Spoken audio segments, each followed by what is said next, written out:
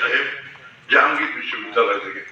জাহাঙ্গীর বিশ্ববিদ্যালয়ের সঙ্গে আমার একটা আর্থিক সম্পর্ক আছে। পরে আমি সমস্ত মাননীয় অতিথিদের দয়া করে মঞ্চে এসে আসন গ্রহণ করবার জন্য আমাদের ডক্টর জগদীশ চৌধুরী মহোদয়।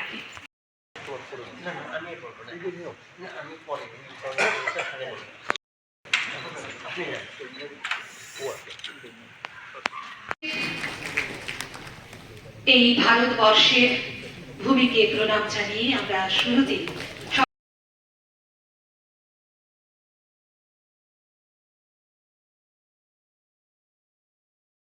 নিজের মধ্যে কোনো আন্তর্জাতিক হবে না, একটা অন্য রাষ্ট্র থেকে যদি কেউ আসে এখানে উনি এসেছেন, সুতরাং এটা প্রকৃতি।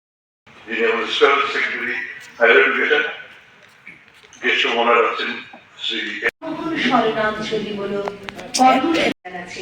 আমরা প্রথমেই আমাদের মাননীয় অতিথি যারা ইতিমধ্যে মঞ্চে আসন গ্রহণ করেছে তাদের সকলকে মুহূর্ত প্রতি রাজা রামমোহন রায়ের প্রতি প্রগাঢ় শ্রদ্ধা নিবেদন জানিলেন।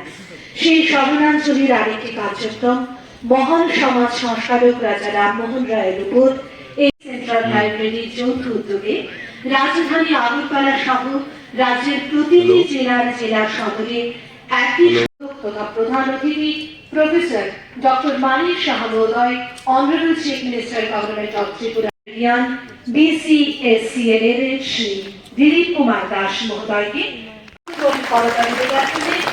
শেষভাবে সকলের প্রতি নিবেদন থাকবে আপনাদের মুঠোফোনগুলো আপনারা দয়া করে সাইলেন্স মোডে রাখবেন। Doctor Jagdish Chowdhury retired professor, তাকে আমরা বরণ করে নেব। ডক্টর জগদীশ চৌধুরী মহোদয়কে আমরা বীরচন্দ্র স্টেট সেন্ট্রাল লাইব্রেরির পক্ষ থেকে।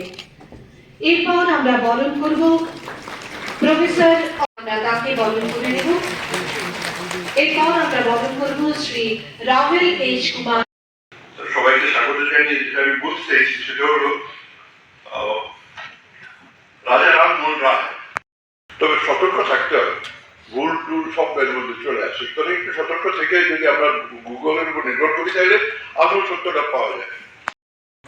আজকের এই যে অনুষ্ঠান, Raja Rammohan Roy, the father of Indian renaissance.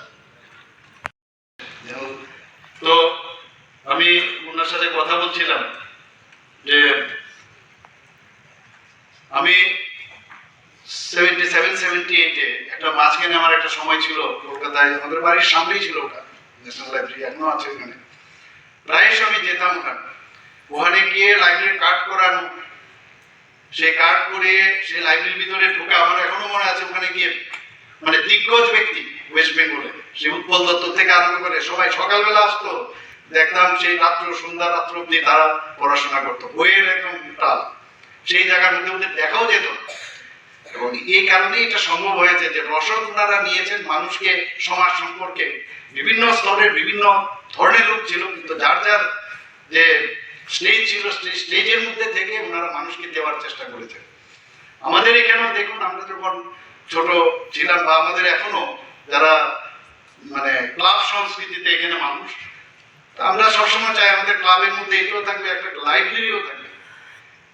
এটা এখনই কিন্তু ওই যে বললাম যে টেকনোলজির কারণে বই তো কিনে এনেছে, কিন্তু সেটা না কেউ নেয় না কেউ পড়ে, বা জায়গা সংকুলনের কারণে সেটাও সমস্যা হয়। এগুলো কিন্তু আমাদের ভিতরে কিন্তু লাইব্রেরি একটা বিষয় আছে, কিন্তু সেটা আমাদের যদি এখন যেটা বলা হয়েছে আমাদের মাননীয় প্রধানমন্ত্রীজির মার্গদর্শনে যেভাবে এখন বাজেটেও তার ব্যবস্থা রাখা হয়েছে, যা বললেন ডাইরেক্টর সাহেব, যে লাইব্রেরিকে আবার পুনরুদ্ধার করতে হবে এবং লাইব্রেরিতে বসা। আমি জানি না কতটুকু হবে, কারণ কলেজে আমরা যে প্রফেশনাল কলেজ তুলেতে কিন্তু লাইব্রেরি ছাড়া উপায় নেই। তাও কারণ বই এমন একটা জিনিস, যতই আমাদের কাছে এখন ইন্টারনেট থাকুক যাই থাকুক, সেটার কিন্তু মান্যতা একমাত্র বইয়ে যখন প্রকাশ পাবে তার আগে কিন্তু তার মান্যতা পাওয়া যায় না, এবং পরীক্ষায় লেখলেও হবে না। আজকাল ট্রিটমেন্টও কিন্তু দেখা যায় অনেকে সব ট্রিটমেন্ট মানে গুগল খুলে ট্রিটমেন্টও মানে শিখেন, কিন্তু এতে লাভ হবে না, মানুষ মরে যাবে সেই ট্রিটমেন্ট করতে। এবং সাইড এফেক্ট কি আছে কি না আছে সেটা বই পত্রতে যখন রিকগনাইজ না হবে ততক্ষণ হবে না। এই বই এখনো কিন্তু একটা বিশাল রিকগনাইজেশনের বিষয় এবং নিজেকে আবিষ্কার করারও বিষয়।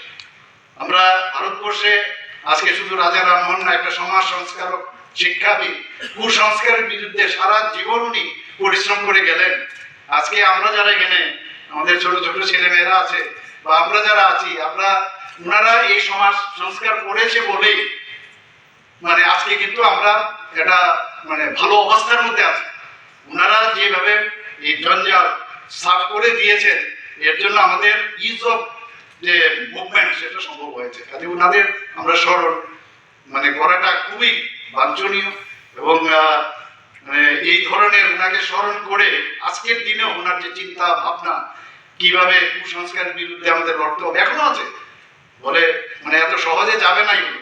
এখনো কুসংস্কারের বিরুদ্ধে উনি যেভাবে ফাইট করেছেন সেগুলো আজকের দিনও এটা প্রাসঙ্গিক। আমার মনে হয় যে যারা নতুন জেনারেশন আছে তাদের পড়া উচিত, আজকে রবীন্দ্রনাথ সম্পর্কে জানা উচিত, আজকে আমাদের রাজা রামমোহন রায় সম্পর্কে জানা উচিত, আমাদের মানে অন্যান্য যারা বঙ্কিমচন্দ্র সম্পর্কে জানা উচিত। মানে বিশেষ করে বেঙ্গলে এত রিচ ওয়ার্ড, এখন আমরা বাইরে যখন যাই, দিল্লিতে যাই, বিভিন্ন জায়গায়, তখনই কিন্তু বললে আরে বেঙ্গল, ইউ আর বেঙ্গলি, আরে বেঙ্গল তো পড়াশোনার সুবাদেও যখন গেছি একটা আলাদা চোখেই দেখি। এবং ত্রিপুরার মধ্যে এখন আমাদের মানিক্য ডাইনেস্টির সময় বলেছে বাইরের দিকে, এবং এখানে বেঙ্গলিদের বিভিন্ন যেসব রাজকার্যে তাদেরকে ব্যবহারও করেছে। আজকে আমরা কিন্তু জাতি জনজাতি মিলে আমরা মিশ্র সংস্কৃতির মধ্যে থেকেও ইউনিটি ডাইভার্সিটির মধ্যে কিন্তু আমরা আছি। মাঝে মাঝে ডিস্টারবেন্স হয়,